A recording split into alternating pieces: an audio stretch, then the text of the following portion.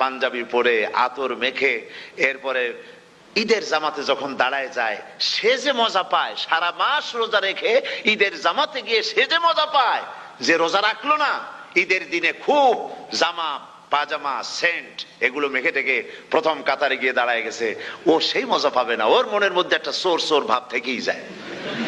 সে মনে মনে ভাবে এই জামাত আমার না, জোর করে আসছি, এইখানে দাঁড়াবার যোগ্যতা আমার নাই। মনের মধ্যে সে একটা অপরাধী ফিল করে, সে ফিল করতে থাকে। সুতরাং রোজাদারের জন্য দুইটা খুশি, একটা হচ্ছে ইফতারের সময়, আর একটা খুশি হবে যখন আল্লাহ তাদেরকে দেখা দেবেন। সুবহানাল্লাহ। এই রোজা আল্লাহ পাক দান করেছেন। আচ্ছা, কি জন্য রোজা আমাদের দিলেন? এই জন্য দিয়েছেন যে একটা মাস পৃথিবীর মুসলমানরা না খেয়ে থাকুক দিনের বেলায়, ওই না খেয়ে থাকার যে খাবারগুলি বাঁচবে এগুলি আল্লাহ অন্য কোনো এলাকার মানুষদের খাওয়াবেন নাকি? এই জন্য করেছেন রোজা? এই জন্য করেন নাই।